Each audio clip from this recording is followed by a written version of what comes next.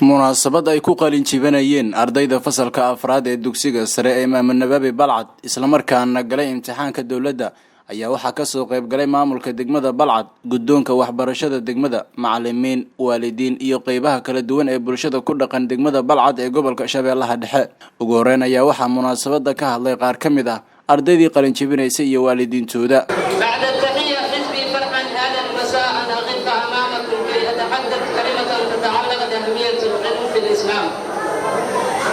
العلم معرفة الشيء على حقيقته ولا يكون العلم إلا بعد جهد تدرك به هذه المعرفة.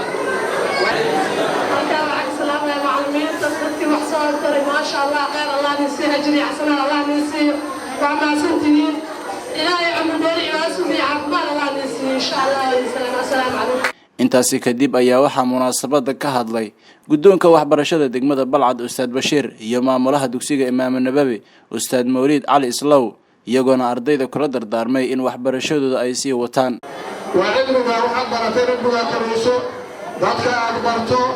يعني سن أبوك عبسنا وكاحنا في المنطقة وكاولنا فطلب الخلوة ونظرية الصحة يعني مرتي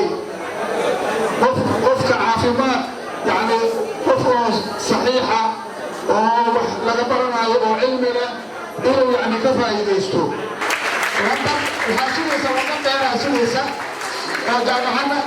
إلي دلام أنا أخبرشنا صري وحنا مركا إن الإسلام كل سنة كل جمسي هل كان يسكف الإسلام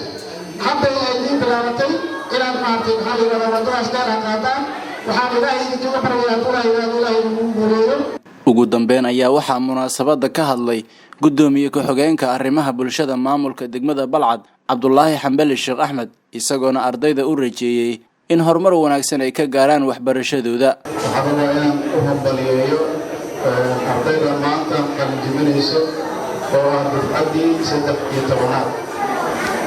waxbarashada kuma eka dugsi sare oo kaliya ilaa iyo PhD markaas waxbarashada dhamaatay waxaa laga yaabaa maanta haddii iskuul aad ka baxdo markii aad jaamacadda dhamayso iskuulka dhamaysid ee aad tagto jaamacadda in warqad dheer lagu soo bandhigo taasoo lagu qiimeyn doono waxbarashada heerka ay leegtahay laakiin haddii ay noqoto iskuul aan ka baxay ama waa qalin jibiyey dugsi sare aan dhameeyey jaamacaddina ay ku soo celiso taas waxaa macnaheeda aniga wax ma baran waaye marka iskuulka Imaam Nawawi xaqiiqatan waxaan ku ammaanayaa waxbarashada habka muuska ugu wado iyo sidoo markaas la tacaamulayo bulshada qaybahooda kala duwan kuwa danta yar iyo kuwa